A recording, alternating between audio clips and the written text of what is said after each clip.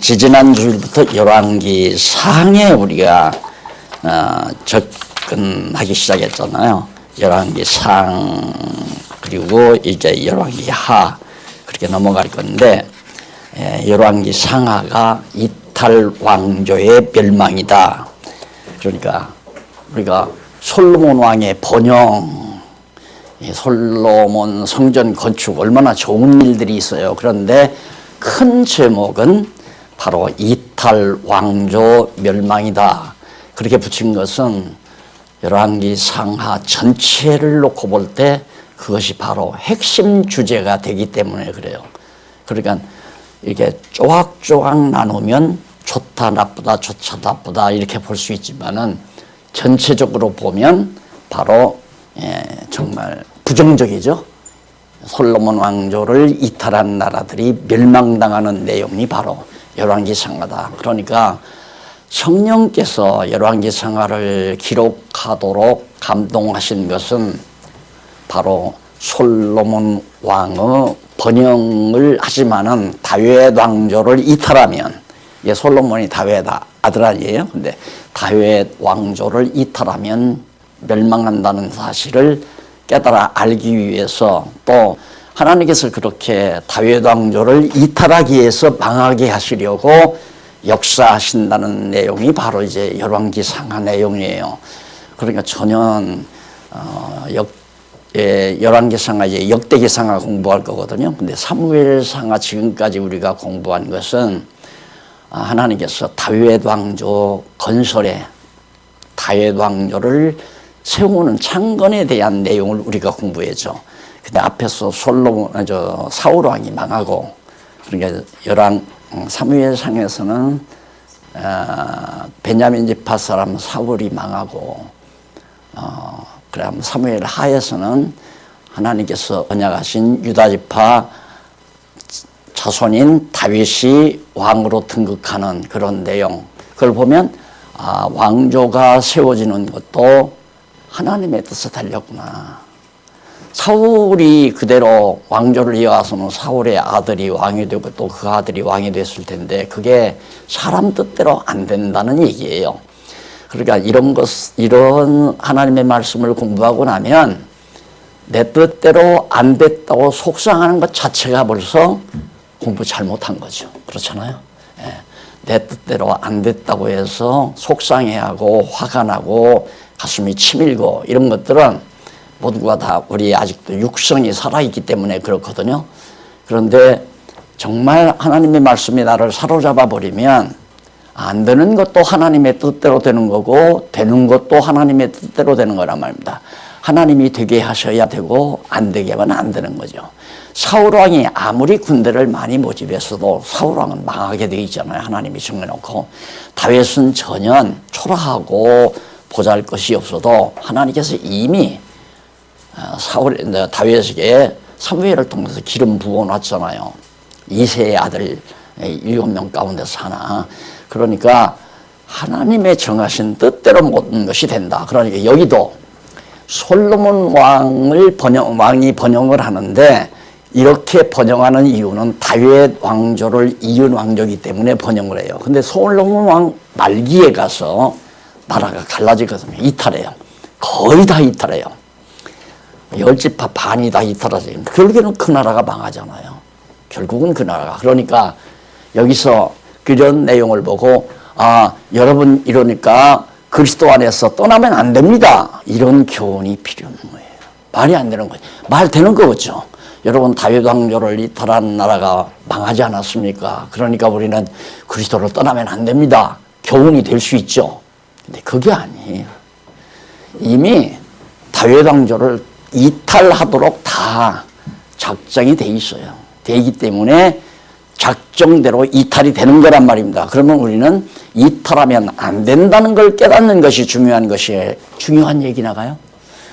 이탈하면 안 된다라고 하는 교훈이 중요한 것이 아니라 그게 아니에요. 그건 아니고 범사가 다 하나님의 정하신 뜻대로 되는구나. 그래서 여호와를 깨달아 알고 경외하는 믿음이 자라게 하는 거예요. 그것이 이제 핵심이란 말입니다. 그래서 내가 이러라 저러라 교훈하지 말아라. 성경은 교훈을 주기 위한 게 아니라 성경 말씀을 깨닫게 되면 스스로 자기에게 교훈이 된다. 그 말씀 자체가. 그래서 우리를 온전한 하나님의 사람으로 만들어가는 힘이 말씀 안에 가지고 있으니까 성경만 순수하게 가르치면 된다라고 하는 이유가 바로 이런 데 있는 겁니다. 그러면 오늘 이제 열왕기상 3장과 4장 사이에서 솔로몬 왕의 번영 장면이 나와요. 번영 장면이 나오는데 바로 그 번역이 뭐냐면 솔로몬의 성전 건축이, 그 뭐가 잘못됐네. 4장 솔로몬 왕권 수립이죠. 솔로몬이 번영하는 가운데서 왕권이 수립돼 가지고 양쪽 가로 첫 번에는 솔로몬 왕위의 즉위가 나오고요. 왕위의 즉위해서 두 번째는 원수들이 다 척결되잖아요. 지난주에 배운 것이 바로 그 부분이죠. 2장에서 계속되는 내용입니다.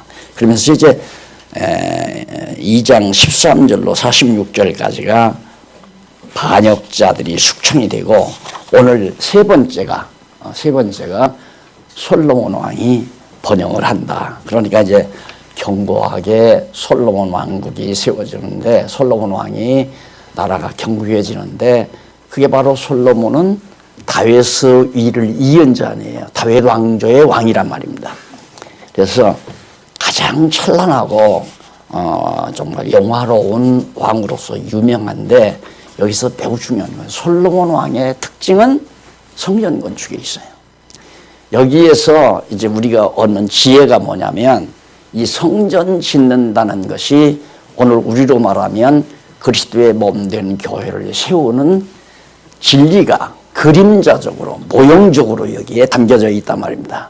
나 같은 경우는 성경을 연구하면서 이걸 보면서, 아하, 성전은 하나님께서 솔로몬으로 하여금 짓게 해서 짓는데, 착각하게 되면 나는 솔로몬 역할을 한다 생각을 하는 거예요. 내가 솔로몬이 돼가지고 솔로몬이 성전을 짓듯이 내가 주님의 몸된 교회를 세운다. 이게 이제 목회자들이 착각하는 얘기란 말입니다. 다윗의 자리를 자기의 자리로 놓고, 그게 아니에요. 여기는 어디까지나 만왕의 왕 되신 그리스도의 위치란 말입니다. 그러면 만왕의 왕 되신 그리스도가 오늘 우리 신약교회도 예수 그리스도가 세우는 거죠. 구약시대에 솔로몬 왕이 성전을 세우듯이. 자, 그러니까 우리가 성경 공부 안 하면 뭐라고 얘기하면, 모세를 반역하다가 다 죽었지 않느냐, 주의 종 함부로 반역하는 거 아니다, 이렇게 얘기하죠. 그럼 맞아 떨어지는 거죠. 정말 그렇구나. 그래서 우매한 우리 한국교회 성도들이 그냥 목사를 하늘 떠받듯이 다 떠받들게 된 거예요. 부흥사들이 자꾸 그러고 돌아다니고, 또 목사님들 스스로도 그렇게 자꾸만 생각하고, 그러다 보니까 교회가 완전히 솔로몬의 자리에 목사들이 앉아서 자기 마음에 맞도록 성전을, 교회를 지어간다 이 말입니다. 교회를 만들어간다. 그게 아니고 구약시대 솔로몬이 성전을 짓듯이 오늘 이 신약시대에는 만왕의 왕 되신 그리스도가, 우리 교회 머리 되신 그리스도가 당신의 몸을 세워 가신다. 이제 이렇게 성경을 바르게 보고 전제를 하고 성경을 살펴야 올바로 보이잖아요.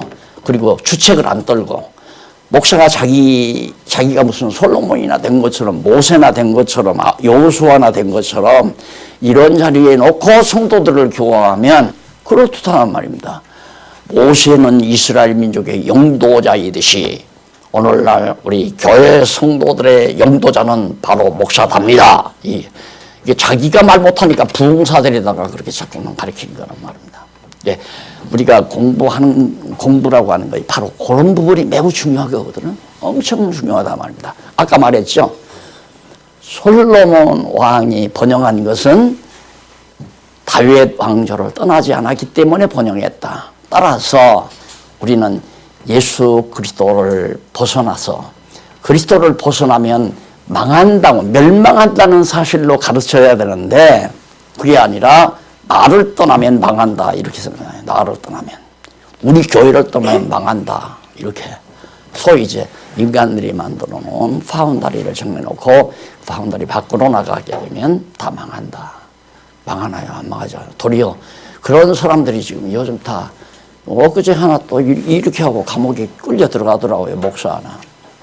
다 그런 사람들이 그런 힘으로 나를 거역하면 망한다 이거예요. 그러니까 다 미투에 걸리는 이유도 왜 그러냐면 그런 막 어마어마한 분이 자기한테 그렇게 접근해 오는데 거부할 수가 없는 거죠. 그런 얘기는 그만하고요. 자, 이제 그러면 솔로몬 왕이 번영을 어떻게 하는가 3절부터 한번 보십시다. 3장 1절로 3절에 보면 솔로몬이 애굽 왕의 딸을 취하고 산당에서 제사하는 아주 못된 짓. 하나님이 보실 때는 정말 못된 짓이에요. 참 어리석은 짓이죠. 그래서 지난번에 잠깐 말씀드렸지만 그 당시는 에집트가 가장 강했잖아요. 강했기 때문에 솔로몬으로서는 왕위에 올라앉아서 강대한 나라의 이런 이제 정략 결혼이죠. 쉽게 말하면 왕의 딸을 내 아내로 맞아들이면 애굽이 나를 많이 봐주겠구나. 이러한 치졸한 생각 때문에 그렇게 이런 하나님이 제일 싫어하는 이방 여자를 데려다가 아내로 삼지 말아야 하는데 그리고 성전에서 하나님 앞에 제사를 드려야 되는데 도리어 어떻게 산당에서 왜 성전이 없으니까 그러니까 구체적으로 하나님 앞에 제사 드리는 방법을 잘 모르니까 헷갈린단 말입니다. 이미 애굽에서 나올 때 모세를 통해서 제사하는 방법을 쭉 다 얘기했잖아요. 언제는 비둘기를 잡고 어느 때는 무슨 뭐 양을 잡고 어느 때는 수송아지를 잡고 큰 황소를 잡고 이런 법칙들이 다 있단 말입니다. 그런데 그걸 안 배우면 가르치는 자가 없으면 몰라요. 모르기 때문에 모른다고 하면 자기 상식적으로 한다 이 말입니다. 어쨌든 하나님의 이름을 부르고 산당에서 내가 여호와 하나님 이름 부르고 제사 드리면 되는 걸로 그렇게 착각을 하는 거죠. 비유를 하자면 성경을 모르니까 오늘날 허다한 그리스도인들이 예수를 믿는다는 사람들이 자기 방식대로 하나님을 경외하고 살아요. 자기 방식대로. 그것이 이제 어떤 제도를 만들거나 이런 건물 지어놓고 이걸 성전이라고 한다거나 목사를 세워놓고 하나님의 귀한 종, 제사장 같은 존재라고 한다거나 봉투에다가 돈 몇 장 집어넣고 이것이 하나님 앞에 드리는 제물로 생각한다거나 이것도 아마 상식적 아니에요? 아마 대부분 우리 한국교회 여론을 빼놓고는 거의 다가 내가 볼 때는 그래요. 건물이 성전이고 목사는 제사장이고 아주 기초적인 거 아닙니까? 돈이 제물이고 그런 식으로 해서 지금 교회가 지탱해 온 거란 말입니다. 그러니까 그 사람들은 정말로 하나님 앞에 정성 들여 예배를 제사를 드리는 거예요. 지금도 내가 경거리라고 하니까 경거리를 제사로 바꾸는 예배로 바꿔놓는 사람도 있지만 모르니까 그런 거란 말이야. 알면 바꾸라. 나 안 바꿔. 그러니까 가르친다는 것이 얼마나 중요한가. 그래서 그런 걸 보면 내가 정말 어느 분 만났는데 날더러 목사님이 잘못 가르쳐서 그런다 이거예요. 그래서 수긍을 했어요. 잘못 가르쳤다고 그러는 순간 내가 무슨 목사가 제사장으로 가르쳤다는 건 아니지만 잘 내용은 가르쳤는데 공부를 제대로 할 수 있도록 제가 그렇게 안내를 못했다. 그래서 지금도 뭐 이래라 저래라 할 수는 없지만은 더러더러 이렇게 너댓 분씩들 모여서 이제 공부들을 하는 걸 보고 이것도 성령께서 하시는 거구나. 그렇게 공부해야 공부란 자기가 해야지 누가 시키면 안 된단 말입니다. 우리나라 학생들이 하버드에 잘 못 가는 이유가 뭐냐면 선생님에게 늘 공부만 했기 때문에 그래요. 자기가 교재를 들고 교재를 가지고 고민하고 풀어보려고 노력하고 그 문제에 대해서 정말 자기가 해결해 보려고 노력하는 그게 우리에게는 없단 말입니다. 거의 다가. 그냥 달달달달 외워서 찍기식으로. 대학 입시도 그러죠. 찍기식으로. 그래, 동그라미 이거 맞다 틀렸다. 그러니까 사인펜 하나 가지면 시험 보잖아요. 사인펜. 점만 찍으면 되니까. 그렇게 찍기식. 이래서 한없이 미련하게 만들어 놓는 거거든요.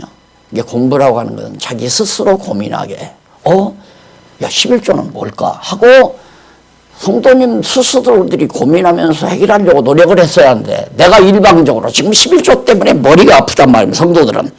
아깝기도 하고 안 하면 가난하게 될 것 같고 그러니까 울며 겨자먹기로 하는데 내가 강단에서 11조는 바로 예수 그리스도에 대한 상징입니다. 그러면 그렇지 해가지고 그래서 나를 좋아한 거예요. 이제 와서 생각해 보니까 그게 11조 안 나니까 좋은 거고 얽매이지 않으니까 좋은 거고 이래라 저래라 안 하니까 좋은 거고 근데 나는 이 머리가 모자라가지고 거의 진짜 말씀 깨달아가지고 좋아하는 줄 알았죠. 그랬더니 알고 보니까 그게 아니더라고요. 근데 요즘에는 스스로들 공부하는 모습을 보고 이것도 공부도 보혜사 성령께서 시키는 거구나.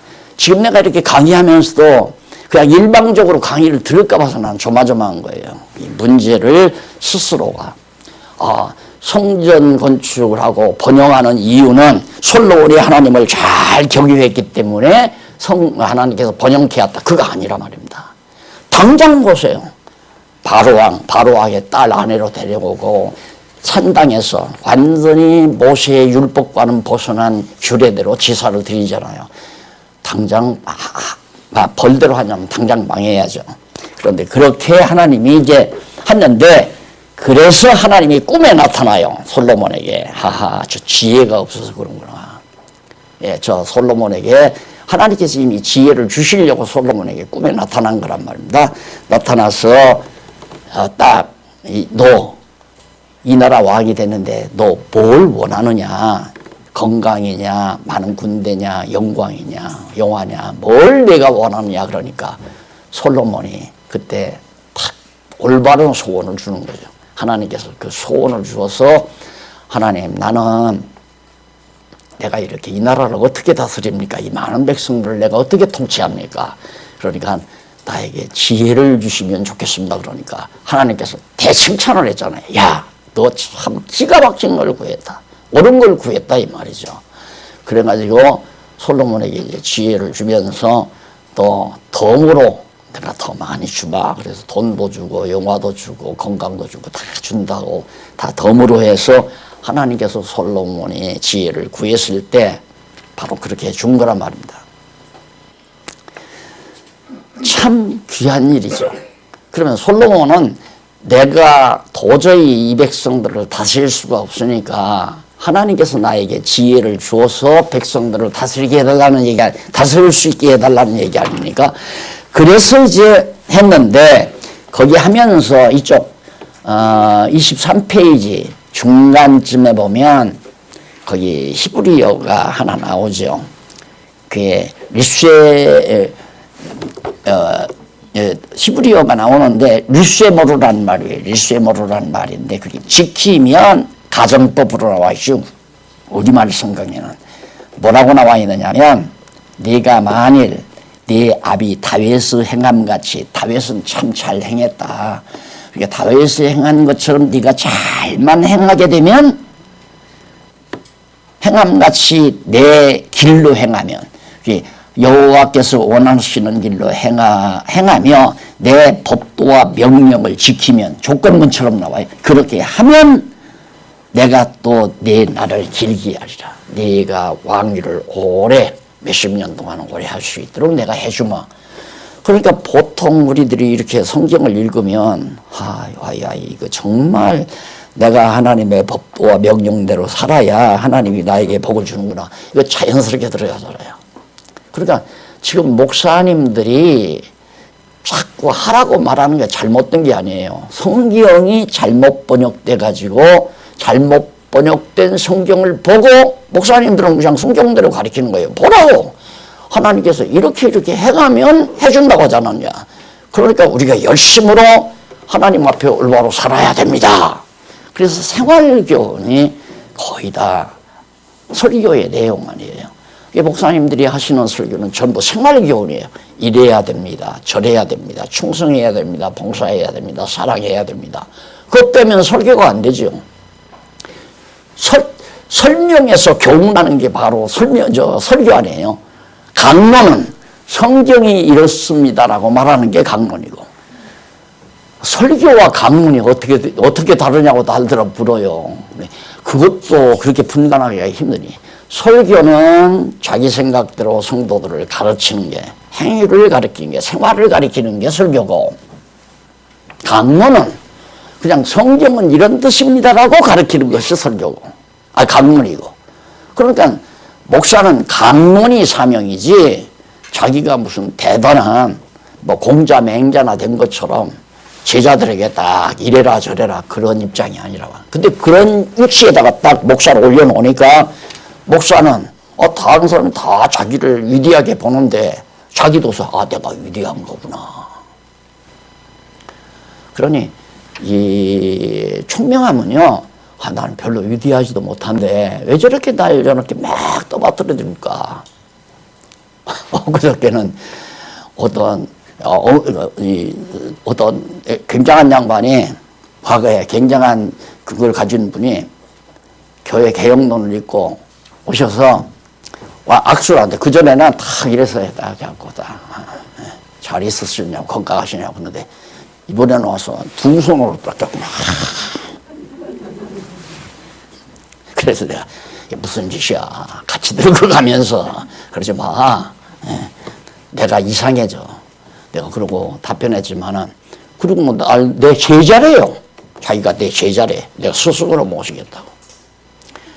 이런 것들이 자기가 총명하지 못하면, 분별을 못해서, 그래 인마 진즉이 그랬어야지 이러고 마는 거죠. 내가 잘났다 인마.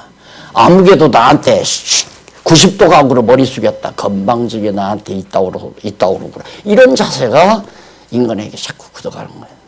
그러면 황폐해져요. 사람이 굉장히 황폐해지는 거란 말입니다.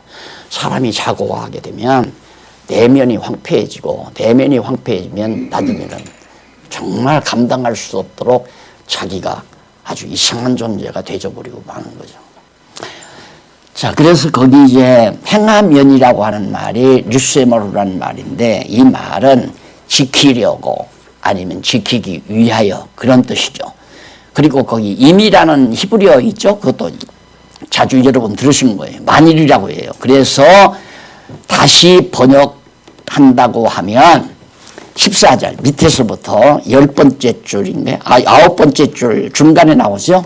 밑에서 9번째. 따라서 14절 본문은 보라 그 말이에요. 지시어죠. 보라. 이제 두고 보라. 틀림없다. 이렇게 된다 그 말이에요. 보라. 네가 내 법도와 명령을 지키려고, 내가 내 법도와 명령대로 살려고 네 아비 다윗의 행함같이 내 길로 행할 것이므로 너도 너 아버지 다윗처럼 내 길로 행하게 될 것이다 이 말이에요. 왜? 하나님이 지혜를 줘서 그렇게 행하게 할 것이니까. 맞잖아요. 예? 이게 완전히 신학을 뒤엎는 귀한 내용이에요. 한 구절이지만은 이런 올바른 성경 해석이 잘못된 신학. 그러니까 신학에서 가장 지금 문제가 뭐냐면 보편적으로 인간의 의지와 하나님의 주권 아니에요. 그렇죠?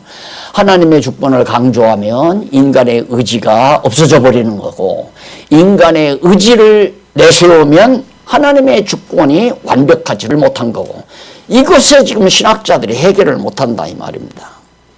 그래서 내일 모레 토요일 날 지방에 가는데, 지방에 동창 한 분이 총장까지 지났어요. 지방신학대학에 총장까지 지나신 분인데 약속을 했어요. 만나기로. 그래서 만나면 다른 거 아니죠. 차 마시자고 만나는 게 아니잖아요. 이런 문제들을 다시 한번 확인하고, 그래서 그동안 내가 연구한 책도 하나 드리면서 한번 살펴보고, 서로 이 다음 또 만나서 의논합시다, 토론합시다, 이런 얘기를 하려고 지금 만나기로 약속이 되어 있는데, 중요한 얘기예요. 이런 거 하나가 해결이 안 되니까. 근데 문법적으로도 너무너무 분명해요. 문법적으로. 조건문이 아니란 말입니다. 조건문이 아니고 완전히 지시어도부터 시작해. 틀림없이 보라. 내가 이렇게 하겠다 이 말이야. 너 율례와 법도와 규례대로 행하려고 그렇게 행하려고 내가 너희 아버지 다윗의 길로 행할 것이므로 내가 너로 하여금 네 나라를 길게 하리라. 40년 동안 오랫동안 나라 통치하게 해주겠다. 하나님의 언약이란 말입니다. 약속. 그러니까 이런 놀라운 은총을 이제 다윗이 받으면서 꿈에 지혜로운 지혜를 구했을 때 하나님께서 이런 약속을 하시는 거란 말입니다. 그러자 지혜가 발휘될 계기가 나타나요. 3장 16절로부터 28절. 갑자기 재판 사건이 하나 나타났어요. 그 재판 사건이 뭐냐면 여자 둘이서 아이를 낳는데 여자 둘이 아이를 낳는데 한 엄마의 아이가 잠버릇이 좀 심했던가 보죠. 누가 그러는데 밤에 자다가 남편이 막 자기를 찬대요, 막. 잠버릇이 나쁘니까 그러는 거죠. 그러니까 이 여자도 잠버릇이 나빴던가 아기를 깔아 죽인 거예요. 자기가 난 아기를. 얼마나 허탈하겠어요. 그러니까 얼른 죽은 아이를 바꿔놓고 산 아이가 자기 아이라고 주장하는 거예요. 그 엄마는 생각할 때, 진짜 엄마는 생각할 때, 이거 진짜 난감하잖아요. 지금처럼 뭐 혈액 검사를 빨리 할 수 있는 시대도 아니고. 그러니까 재판하러 올 수밖에 없잖아요. 예? 자, 그 당시의 상황에서 이걸 어떻게 진짜 어머니를 찾아줄 수가 없잖아요. 도저히. 자기들 둘 사이에서 그것도 진짜 어머니는 잠들어서 자는 사이에 살아있는 아이를 자기 편에 놓고 죽은 아이를 그쪽에 놓아서 아기를 바꿔버렸으니까 아는 사람은 오직 거짓말하는 사람 한 사람밖에는 분명하게 알 수가 없다 이 말이에요. 아무 증거도 없고. 그런데 솔로몬이 그걸 재판을 해요. 잘 아시잖아요. 유명한 재판입니다. 그래서 솔로몬이 있다가 쫙 앉아가지고 여봐라. 칼을 하나 가지고 오너라. 칼을 가지고 오니까 저 산 애기를 둘로 나누어서 양쪽 어머니에게 나눠줘라. 한쪽씩. 왕이요. 그러지 마옵소서. 그냥 저 여자에게 주십시오. 그러니까 이쪽 거짓말하는 여자가 그렇게 해 주십시오. 그냥 반쪽씩 나눠 가질랍니다. 그러니까 내만 죽지 말고 네 얘기도 죽이자 이거예요. 그게 인간의 과학성입니다. 나 망했으니까 너도 망해야 된다. 이게 보편적으로 인간이 누구나가 가지고 있는 거 아닙니까?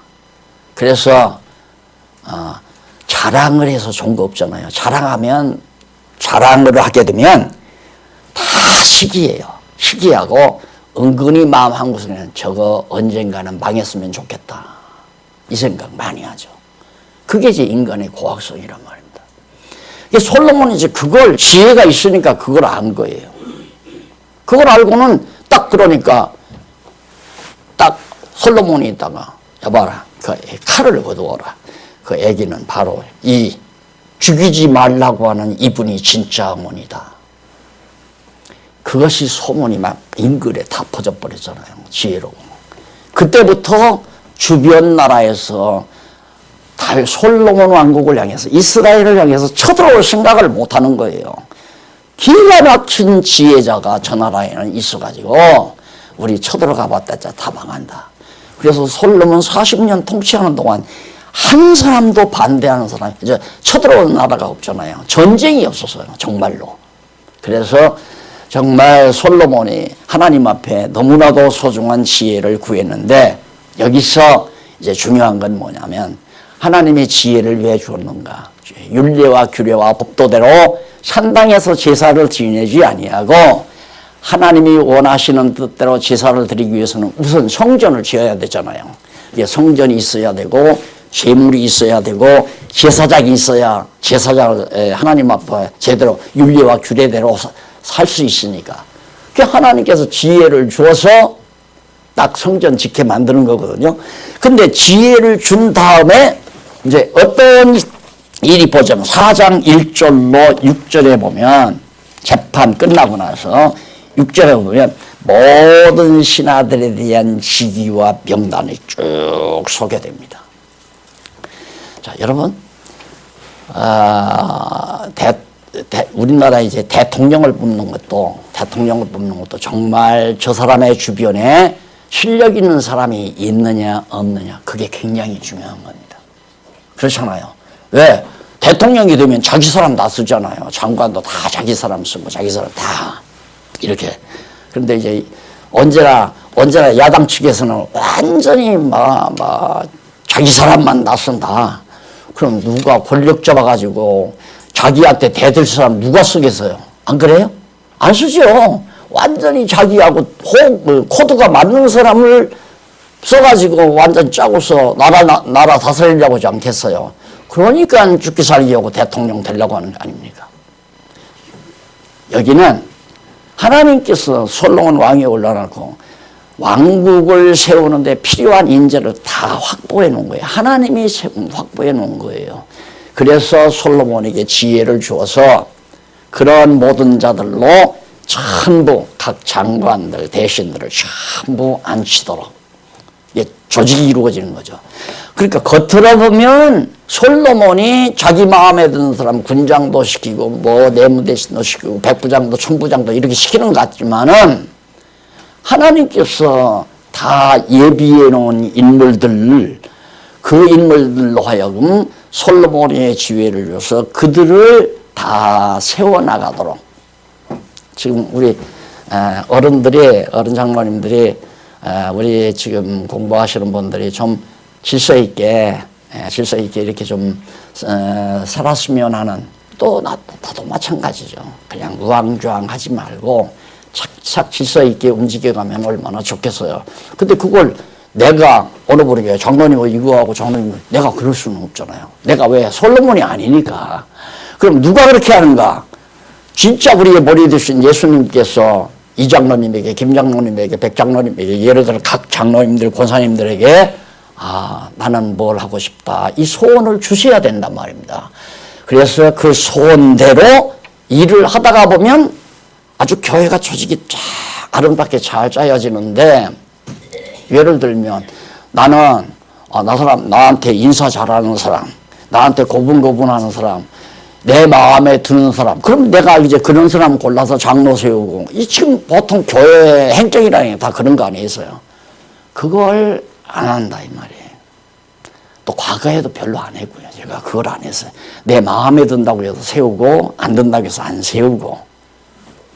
내가 임으로 오면 그런 얘기는 했어요. 아이고 집사님은 아직 장로 자격이 없는 것 같은데, 그 얘기는 내가 솔직하게 해줬어요. 그런데 이미 다 성도들이 투표를 했는데 내가 하지 말라 하라 할 수도 없는 거고. 네, 지금도 마찬가지예요. 목사가 교회를 조직하거나 어떠한 권력자가 교회를 조직하는 게 아니라, 지금 공부 여러분 하시죠? 공부하면서 중요한 건 지혜를 구하는 겁니다. 아주 지혜가 매우 중요해요. 하나님, 나는 왜 이 세상에 지금까지 살게 하시나요? 내가 살아야 될 이유는 뭘까요? 그리고 하나님 앞에 지혜를 구해 보십시오. 방법은. 그럼 하나님께서 여러분에게 소원을 줄 겁니다. 내가 정한조강교회에 지금까지 적을 두고 사는 것은 교회 가보니까 이런 일 저런 일이 있더라. 오늘 어느 장로님들이 좀 수고해서 규정을 이렇게 만드셨더라고요. 근데 잠깐 보니까 거기 일거리를 쭉 써놨더라고요. 봉사할 수 있는 일거리들을. 그걸 읽어보시면서 이건 내가 할 수 있다. 그리고 스스로 찾아서 하는 거예요. 그렇게 되져야 된다 이 말이에요. 안 그러면 이 솔로몬 성전 건축할 때 솔로몬이 이 왕 노릇하듯이 자기가 왕 돼서 이거 하라 저거 하라 하지 말아라 하라 이렇게 나올 수밖에 없잖아요. 그러면 진짜 교회 왕이신 머리이신 그리스도가 바로 허접하고 인간 교회가 되는, 목사의 교회가 된다 이 말입니다. 그러니까 지금 대부분 모든 교회는 목사 교회 아니에요? 교인들도 다 목사 제자들이고 20년 30년 전에도 그냥 목사 제자야. 죽을 때까지. 그리고 교회 모든 재산 다 목사 거고. 거 아니에요? 자기가 다 왕이니까. 그게 아니다. 그래서 공부를 성경을 모르시면 모르지만 이제 제가 이렇게 아니라는 거 말씀 아닌 거 아니라고 해드렸으니까 설령 내가 늙어서 죽더라도 또 우리 어른들이 다 하나님 나라 가더라도 제발 속지 말고 자라나는 후배들에게 자녀들에게 꼭 그렇게 가르쳐서 정말로 올바른 성경적인 아름다운 교회가 세워지도록. 그래 여기 이제 모든 대신들을 다 앉히고 그 다음 4장 7절로 19절에 보니까 솔로몬 왕이 온 이스라엘에 세운 12장관들의 명단이 거기 쫙 나와요. 솔로몬이 세웠어요. 솔로몬이. 그러니까 솔로몬이 왕을 세웠다는 맞아. 장관들을 세웠다는 말은 지금 정부 조각을 했다는 얘기예요. 조각. 그럼 솔로몬이 조각을 했으니까 목사가 교회 조각을 해도 된다. 그거 아니라는 것 거듭 얘기합니다. 그거 아니에요. 그거 아니고 진짜 왕 되신 예수 그리스도께서 12장관들을 세우듯이 그리스도가 조각을 한다. 그래서 보면 각각 중요한 일자리에 서야 될 사람들을 성령이 감동해서 세우게 해 가신다. 그것이 어제 어느 장로님을 만났는데 요즘 공부를 하시나 봐요. 제가 특히 이번에 이제 경동로에 가서 강의하면서 이 그림을 많이 그렸잖아요. 만나자마자 이 얘기를 하더라고요. 이 얘기를 하면서 그 정말 교회 인체 비유라는 게 참 신묘막측하다. 그래 내가 장로님 공부 열심히 하시네요. 그래요. 뷰시 없어요. 경동로에서 한 강의를 들었어요. 목사님들에게 이걸 얘기를 한 겁니다. 목사님 여기 아니다. 여기 벗어나라. 그러니 목사님들이 듣기 싫어하잖아요. 딱 들어보면 벌써 굳어요 얼굴이. 듣기 싫다. 듣기 싫어도 해야죠. 나 여기 목사님들 듣기 좋은 말 하라고 한 거 아니다고. 듣기 싫어도 나는 성경이니까 하란다고. 들어두라고. 그러면서 내가 다 하잖아. 이제는 못할 소리 없어요. 다 해요 목사님들한테. 오지 말라면 안 올게. 걱정하지 말라. 하지 말라면 안 하고 듣기 싫다면 안 할 테니까. 이게 나는 성경에 있는 대로 해야 될 소리 해야 되기 때문에 하는 거니까 여기 앉지 말라.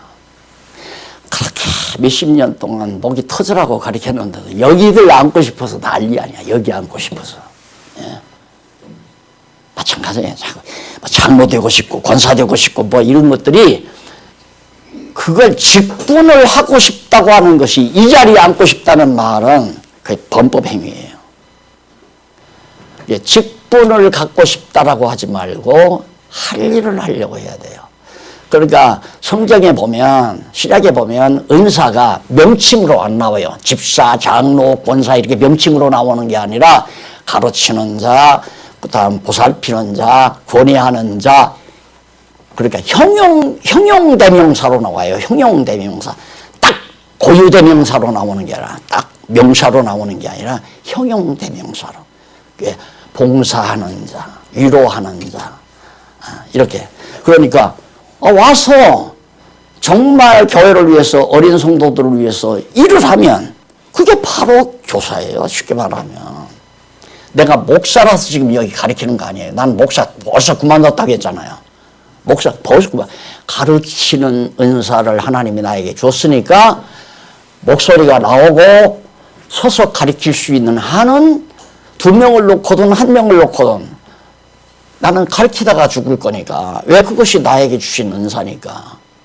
그러니까 여러분 중에도 지금 이렇게 공부하다 보면 내가 그런 얘기를 했어요. 어제 만나신 분이 이번에 외국에 나가면 한 40일 있다 올 건데 지겹더래요. 그렇게 있으니까. 그래서 내가 거기 지겨울 게 뭐예요? 거기 갔으면 하나님께서 그냥 보냈겠느냐고 성경 가르치라고 보냈는데 그 가족들을 놓고 가르치든 이웃 사람을 놓고 가르치든 만나서 차 마시면서 얘기하면 되는 거죠. 근데 뭐가 그렇게 지루하냐고 그러니까 내가 가르치면 가르치죠. 그러면 뭐 지루할 것도 없죠. 똑같잖아요. 여러분 생활이 어려우면 손님 올까 봐 겁나잖아요. 내 밥도 모자라니까 가족들 밥도 모자라니까. 근데 조금 생활에 여유 있으면 이웃 초대해서 같이 먹고 싶고 친구 초대해서 식사 같이 하고 싶고 이게 왜? 즐거우니까. 나 혼자 먹는 것보다 같이 먹으면 즐거우니까. 신앙생활에서 그 맛을 한번 보면 누구도 못 뺏어요. 나눠 먹는 것. 그러니까 내가 볼 때는 그게 이제 훈련이 안 됐고 고정관리만 아직 못 벗어났어요. 나는 죽는 날까지 박 목사 설교만 듣다가 죽을란다. 이게 이제 고정관념이 여러분들을 자꾸 병들게 만드는 거예요. 그건 뭐냐면 나는 늙어 죽을 때까지 어머니 아버지가 지어주는 밥 먹고 산다. 이건 아기를 잘못 키운 거야. 아들을 잘못 키운 거. 부모한테 밥 얻어먹고 살다가 죽으려고 하는 거야. 제대로 키웠으면 아버지 나 세금 날려요. 장가 보내주세요. 이게 정상적인 아들 아니에요? 그러니까 나는 지금 여기 계신 100여 명의 성도 여러분들이 다 둘을 놓고 가르치든 다섯을 놓고 가르치든 가르치는 자가 되면 얼마나 좋겠어요. 왜? 공부하시려고 이른 아침에 이렇게 나오는 걸 보면 가르칠 수 있는 자질이 있으니까 그런 거예요. 안 그러면 듣기도 싫어요. 골치 아프고 잠을고.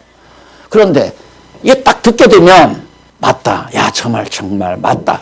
그러면 어디서 좋은 소식 들으면 여러분 당장 집에 가서 그냥 못 있잖아요. 가족들에게도 야 오늘 나갔는데 이렇대. 예를 들면 밖에 나가서 뉴스 안 보고 밖에 나갔는데 김정은이가 다 포기하고 그냥 위원장 자리도 내놓고 다 그냥 통일한단다 이 소식을 들었어요.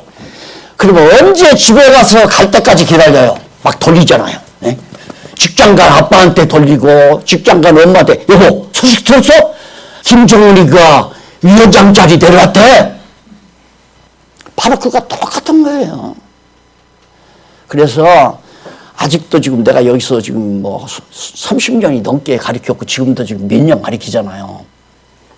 그래도 지금 가르치시는 분이 많이 끝나고 해서 꼭 다 가르치라는 건 아니에요. 영 또 알기는 하는데 가르치는 능력이 없으면 다른 거 있잖아요.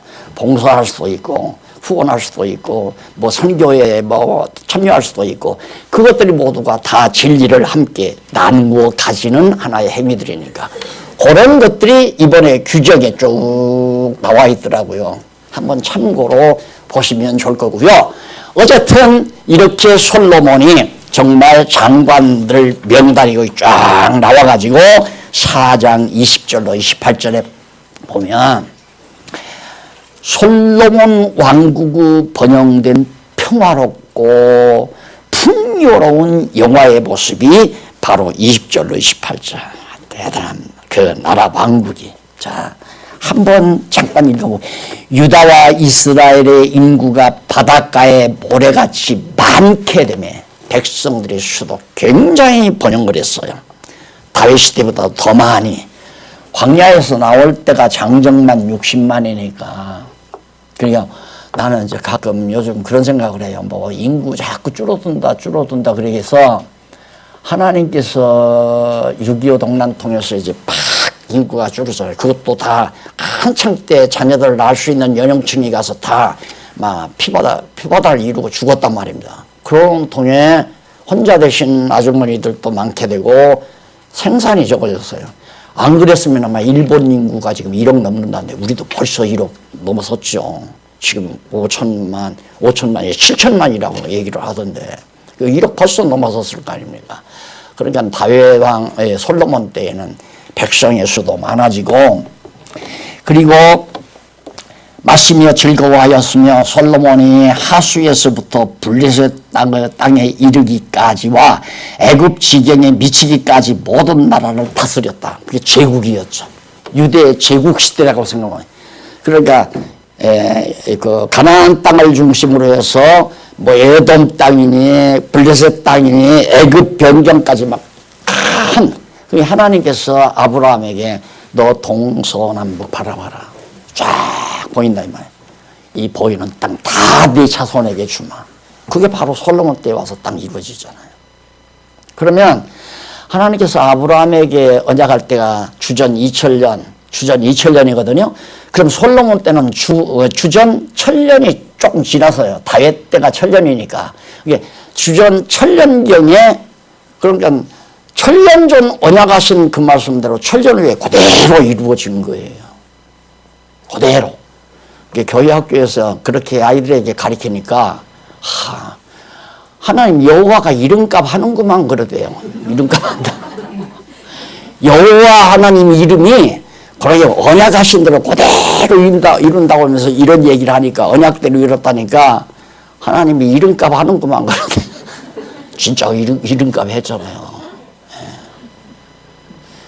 그렇게 우리들이 알고 정확하게 너무도 이건 현실이니까 역사적이니까 그래서 결국 지경에까지 이 모든 나라들을 다스림으로 그 나라들이 공을 바쳐 조공을 계속 바치잖아요. 조공을 바쳐 솔로몬 사는 동안에 섬겼더라. 그게 바로 만왕의 왕 되신 그리스도를 섬기는 그리고 모든 이방 족속들이 이제 그리스도를 만왕의 왕으로 섬기는 하나의 모형적인 상황을 솔로몬 왕국을 통해서 지금 번영 시대를 통해서 이루어주는 거란 말입니다. 이방 나라들이 다 섬기잖아요. 유럽의 모든 나라들, 미국, 카나다 등지. 그래서 이제 아시아 시대에 열어가면서 한 40억, 50억 가까이 되는 아시아 인구들이 이제는 여호와를 경외하는 날이 택한 백성이 물론 경외하지 다 경외하는 건 아니지만 자, 그 다음에 보면 그 먹는 거 한번 보십시다. 22절. 솔로몬은 하루 양식입니다. 1인분 식물은 가는 가루가 30석이요. 굵은 가루가 60석이요. 살진 소가 10마리를 잡아야 돼요. 그 다음 초장 소가 20이고 살진 소 10마리 밭에 초장에서 자라나는 소가 20마리. 소 30마리가 하루 불고기값이란 말입니다. 자, 그 다음 양이 100마리, 그 위에 수사슴과 노루와 암사슴과 살진 새들이었더라. 엄청난 식량이 하루에 왕궁에서 궁실에서 얼마나 번영했어요. 지금 그런 나라가 없잖아요. 그런 나라가. 근데 솔로몬 왕 때 대단했죠. 그런 겁니다. 문화가 그렇게 에덴, 유브라데스강, 티그리스강 부기가 거기가 이제 인류 문화의 최초 발상지아니에요. 그러니까 거기 인구가 제일 많은데 전후 지금의 파키스탄, 아프가니스탄 뭐 이런 나라들이 그다음에 이란, 이라크 이게 전부 다 솔로몬이 다 통치하던 그런 나라였단 말입니다. 이래서 하나님께서 언약하신 대로 솔로몬한테 절정으로 다 이루어준 내용이고 그 다음에 보면 모든 왕이 다 관할할 때 되면 자기 사방에 들린 민족과 평화가 있었으니 25절 주변 나라들과 아주 평화롭게 25절 솔로몬을 사는 동안에 유다 이스라엘이 단에서부터 부엘세바까지 이르기까지 각기 포도나무 아래 무화과나무 아래서 안연히 살았더라.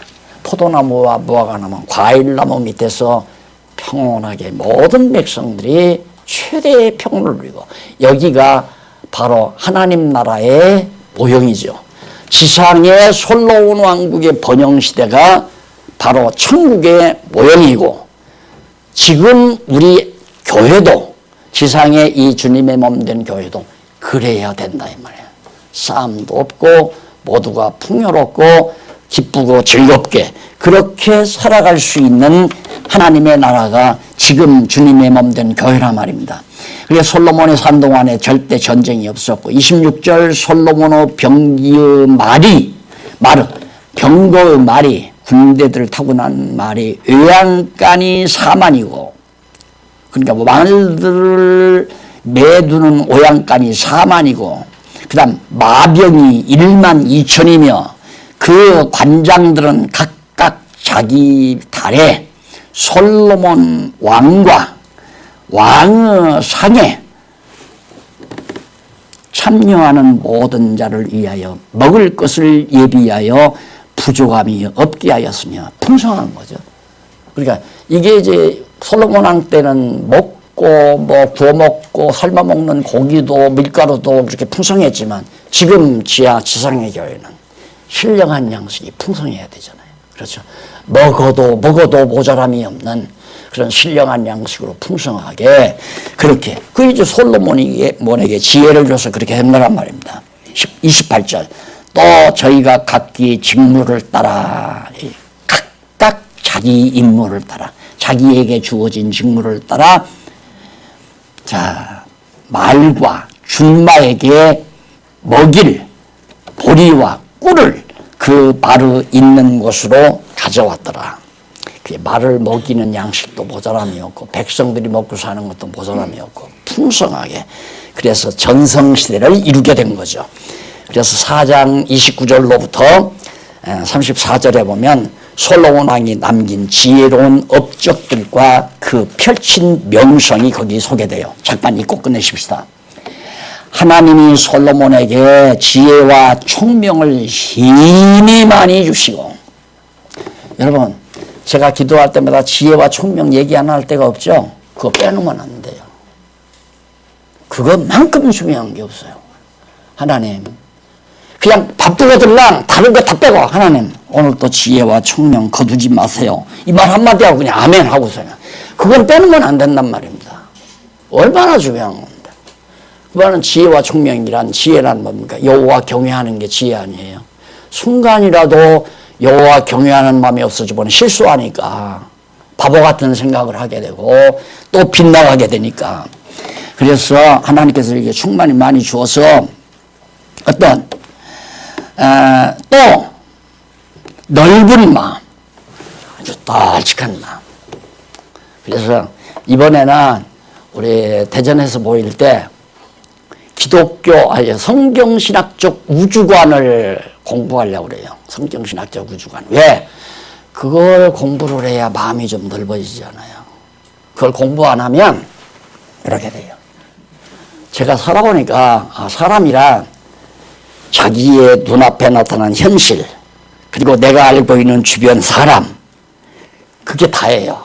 그래서 무슨 일이 일어나면 이 자기 눈앞에 보이는 이 현실을 주변에 있는 사람들과 같이 어떻게 만들어갈까 이렇게 생각하는 것이 세상 정치고 세상의 모든 그룹들이고 만남들이고 근데 기독교 성경적 우주관 공부하고 나면 그게 얼마나 째째한 일인가를 알 수 있죠. 애기들 낳아서 너댓살 길러놓으면 담장 밑에서 옛날에는 요 플라스틱 장난감이라도 있죠. 옛날에는 그걸 깨진 거 그거 갖다 놓고 뭐 돌 받쳐서 솥단지 걸어놓고 풀도 떠다가 뭐 나무를 한다고 그러고 그러면 어른들은 보면 아이고 이쁘기도 하고 참 유치하다 그런 거나 똑같잖아요. 하나님이 아마 우리를 그렇게 보실 거예요. 그러니까 성경적 우주관을 한번 밝혀보시면 마음이 넓지 말라고 해도 넓어져요. 마음이 넓지 말라고 해도 넓어진다 이 말입니다. 그러니까 바닷물에는 잉크 한 방울 떨어뜨린다고 해서 빨간 잉크 떨어졌다고 해서 바닷물이 빨개지는 거 아니에요. 파란 잉크 떨어졌다고 해서 바닷물이 파래지는 것도 아니고 그러나 접시물에다가 빨간 물 떨어뜨리면 금방 빨개져 버려요. 내 마음이 좁으면 내가 새 속에 그냥 빨려간다. 내 마음이 넓으면 어떤 사건이 벌어도 그걸 내 마음에서 용해버리고 마는 거죠. 친구가 잘못해도 이웃이 잘못해도 아내가 잘못해도 남편이 잘못해도 이런 거 보면 박 목사는 얼마나 나도 실수 많이 해요. 김예숙 씨한테 가끔 한 번씩 하고 나서 아이고 이것도 나도 아직도 멀었다 이러고 나오면서 반성을 하는 거죠. 자 이래서 자 고마저 있고요. 마음이 넓어지고 그 다음 솔로몬의 지혜가 동양 모든 사람의 지혜와 애굽의 모든 지혜보다 뛰어난지라. 이 대목도 보면 하나님께서 지혜는 셈의 자손에게 정말 듬뿍 줬구나. 지금 독일은 금방 자기들 성격대로 막 금방 그냥 다 동독 서독이 합쳐버리더니만 경제적으로 지금 엄청 고생하잖아요. 그 사람들보다 우리 대한민국 사람들이 훨씬 난 지혜롭다고 생각해요. 판본점에 만나서 속은 야 같이 살자 야 싸워봐봐 대짜 우리만 망한다 그 얘기했을 거 아니에요. 얼마나 지혜로워요. 지혜롭게 잘해. 그러니까 세계의 이목을 집중하는 거고요. 근데 판문점이 지혜로운 게 아니라 여기에 지금 지혜 덩어리가 더글더글 내 눈으로 볼 때는 여기 지혜 덩어리가 더글더글 하나님이 주시는 총이죠. 그래서 애굽의 모든 지혜보다도 뛰어나고 그 다음 에스라 사람 에단과 마우루 아들 헤만과 갈골과 다르다보다 나음으로 그 당시에 굉장히 지혜 없다고 그러는 사람보다 훨씬 낫다. 뭐 톨스토이나 무슨 아리스토텔레스나 이런 사람 이유가 아니죠. 그 이름이 사방 모든 나라에 들렸더라. 저가 잠언 3천을 말하였으며 잠언서가 얼마나 대단한 건지 아십니까? 공부했잖아요. 근데 우리 이 가치를 모르고 그냥 목사 그냥 주일날이니까 설교하느라고 저렇게 하는구나 그렇게 들으셨죠. 다시 봐요. 기가 막힌 게 잠언이에요. 기가 막힌 것이. 잠언뿐만 아닙니다. 이 아이들에게 지금 예를 들어서 10살짜리 15살짜리 먹어도 잠언 조금 어려운 말로 번역됐기 때문에 모르면 엄마가 옆에서 일러주면 돼요. 아빠가 일러주면. 그러면 쏙쏙 그 지혜가 아이들에게 다 들어가잖아요. 대단한 겁니다. 잠언, 전도, 아가서 같은 거. 물론 시편도 그렇습니다. 자, 그래서 그 노래는 2005이며 이 노래라는 건 아가서란 말이거죠. 그 다음 자가 또 초목을 논하되 초목에 대해 식물학이죠. 엄청 많고 다음에 나는 우술초까지 식물에 대해서도 또 짐승과 새에 대해서도 물고기 어류에 대해서도 모든 민족 중에서 솔로몬의 지혜와 소문을 들은 천하 모든 왕 중에서 그 지혜를 들으러 쫓아오는 거예요. 왕들이 막 찾아오는 거죠. 찾아올 때 그냥 오겠어요? 다 예물 가지고 오죠. 이렇게 하나님께서 솔로몬 왕의 최대의 번영을 누리게 하셨다. 이것이 하나님의 주권에 달려있다. 기도하십시다. 자비하신 아버지 하나님, 오늘 솔로몬 업적을 저희들이 살폈지만 이것이 모두가 다 하나님께서 솔로몬에게 주신 지혜와 총명의 결과임을 배웠습니다. 하나님 아버지요, 우리에게는 정말 신령한 지혜와 총명 거두지 말아 주시옵소서. 예수님 이름으로 기도드립니다.